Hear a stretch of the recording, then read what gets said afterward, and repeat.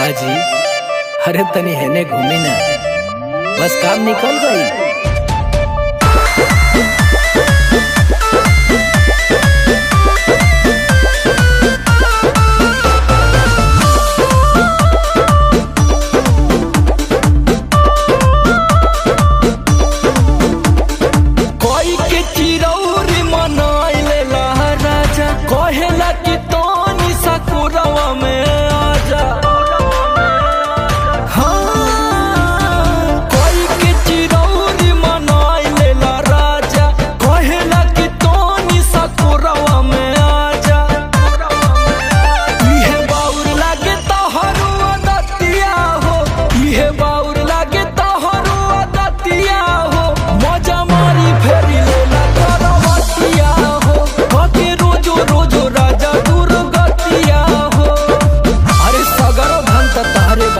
इतना ऊंचाई जाला कि एकदम क्या बते।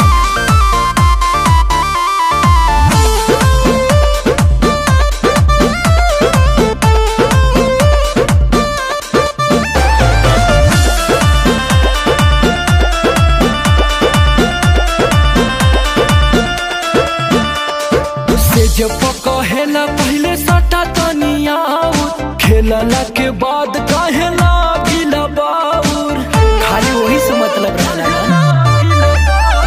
से जब कहेला पहले सटा तनिया खेलला के बाद कहेला गिला बाउर, हर मुहे तब करेला न बतिया हो, हर मुहे तब करेला न बतिया हो, मजा मारी फेरी लेला करवतिया हो, काके रोज रोज राजा दुर्गतिया हो।